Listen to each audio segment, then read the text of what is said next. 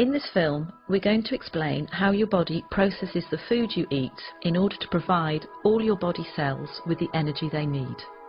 And also what happens when you have diabetes and this system doesn't work properly. When you eat food that contains carbohydrate, it's broken down in the stomach and digestive system into glucose, which is a type of sugar. We need glucose from food because that's what gives us energy. Carbohydrate-containing foods are things like starchy foods, sugary foods, milk and some dairy products, and fruit. This glucose then moves into the bloodstream, and the body detects that the blood glucose level is rising. In response to that, the pancreas, which is a little gland that sits just underneath the stomach, starts to release a hormone called insulin.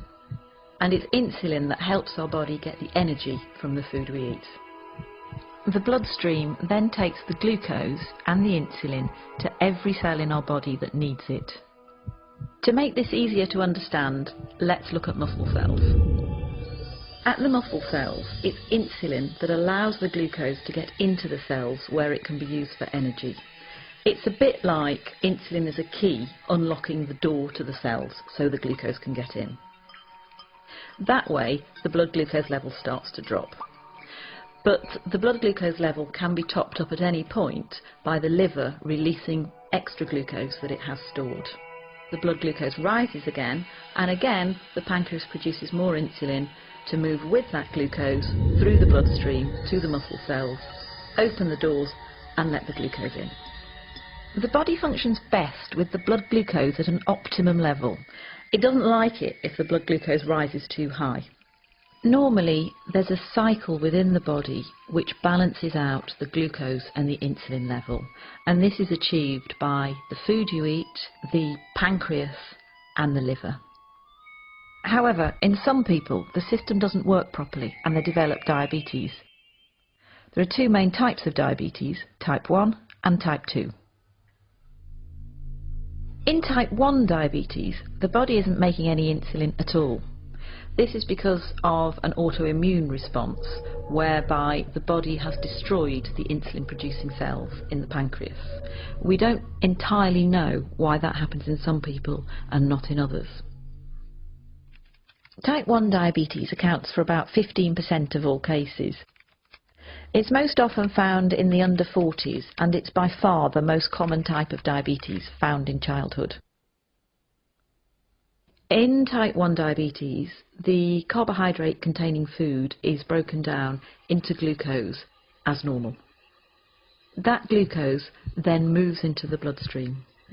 Normally, the body would produce insulin to let that glucose into the cells, but in type 1 diabetes, there is no insulin being produced, so the glucose can't get into the body cells at all. So the level of glucose in the blood rises and rises. The body tries to lower the level of glucose, it tries to get rid of the glucose through the kidneys. That's why people who have undiagnosed type 1 diabetes tend to go to the toilet a lot to pass urine. As the kidneys filter the glucose out of the blood, they also take a lot of water with it, so the person with diabetes will get very thirsty. The urine contains a lot of glucose, and that creates an environment where it's quite easy for bacteria to thrive, so it's also quite common to get thrush or genital itching.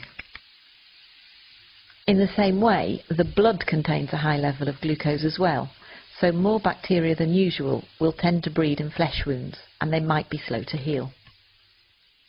Glucose can also build up in the lens at the front of the eye, causing the liquid in the lens to become cloudy. That can mean that some people with undiagnosed type 1 diabetes can have blurred vision. Because the glucose can't get into the cells to be used for energy, somebody who's got undiagnosed type 1 diabetes is going to start feeling very tired, lethargic and unable to sort of go about their normal daily routine. But the body still needs an energy source in order to work properly. So what it does is it starts to break down its fat stores, and that can lead to weight loss. So the main symptoms of type 1 diabetes are going to the toilet a lot, thirst, thrush or genital itching, slow healing of wounds, blurred vision, tiredness and weight loss. These symptoms generally happen quite quickly, often over a few weeks, and can be reversed once the diabetes is treated with insulin. Type 2 diabetes accounts for about 85% of all cases in the population. It's most common in the over 40 age group in the white population and in the over 25 age group in the black or South Asian population. Type 2 diabetes is a little more complex because of slightly more processes at work. Either the body isn't producing quite enough insulin, or the insulin it is producing isn't working properly. That can be due to being overweight, because a build-up of fat can stop insulin doing its job properly, but it can also happen in people of a healthy weight. So in type 2 diabetes, the carbohydrate-containing food is broken down into glucose in the stomach and digestive system as normal. That glucose then moves into the bloodstream. The pancreas starts to produce insulin, which moves with the glucose through the bloodstream to all the body cells which need glucose for energy. However, the glucose can't always get into the cells because the locks to the cell doors have become furred up with fat deposits. That means that the insulin can't open the cell doors properly.